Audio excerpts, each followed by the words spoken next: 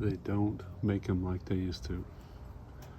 That is something my father and grandfather and other older men around me who were a bit longer in the tooth used to say when they would talk about cool tools or cars or trucks or sometimes even humans. And I want to give you what I think is one of the best examples of that. Now, here you have a modern Husky breaker bar, 1/2 inch. It's about 16 inches long, very smooth, very shiny, very chromy, probably pretty resistant to corrosion and rusting.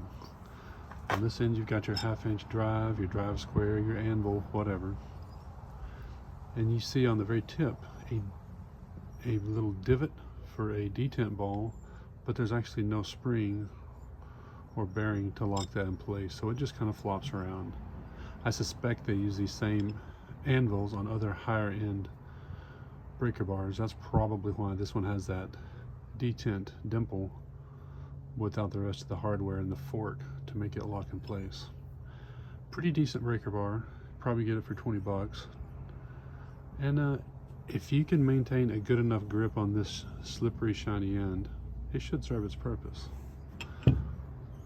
But if you want to see a really old, well-made one, look at this New Britain breaker bar, 1/2 inch, on Alloy Artifacts. It says it was made sometime in the 1930s, so it's between 80 and maybe 95 years old, depending on which year.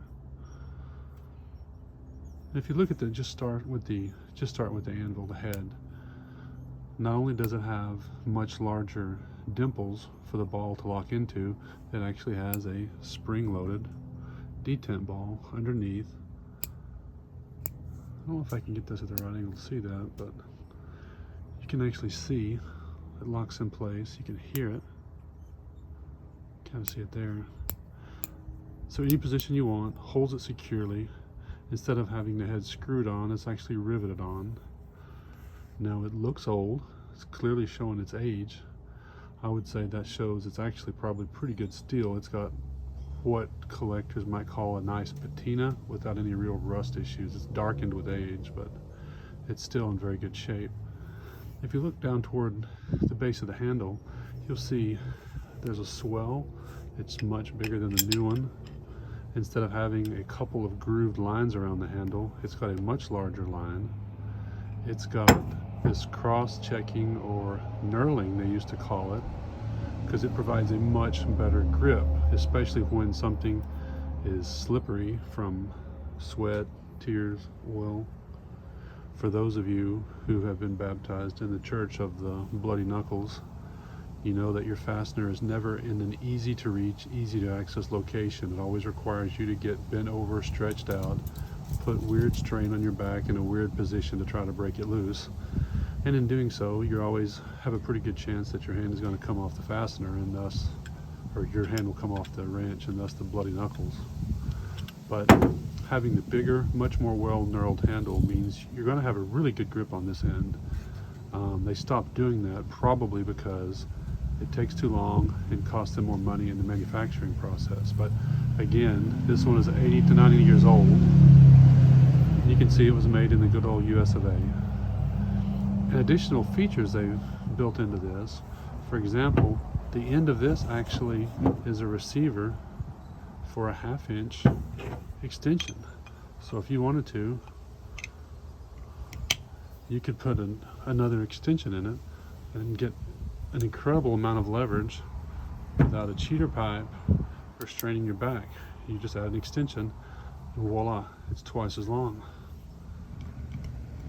It also has this hole in it, and some people have suggested that might be for hanging on a nail in your shed, but it also allows you to run, say, a really stout screwdriver through it, like this old beat up Craftsman.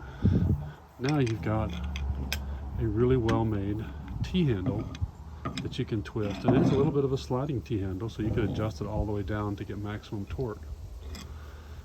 You can also put the extension on the other end, and now you've got something like a 30-inch wobble bit T-handle. And you probably don't need all those features in a breaker bar, but boy, it's nice to have. I think it's unlikely you'll break this under normal use. After all, it's already lasted 80 or 90 years. But if you do break it, you would probably shed a few tears. Whereas the new Husky, if you break it, you would probably shed no tears, because you could probably just go back to Home Depot and get it warranted same day in all likelihood. But I will say that there's something very tangible about the feel of this. It literally is a joy to use in the hand, the way it feels, the way it performs. And sometimes, even when you first reach for it, you're thinking, oh yeah, I got another chance to use that really great old breaker bar. I know it's going to feel great in the hand. I know the action is great. I know it's going to bust loose the faster the first time I try it.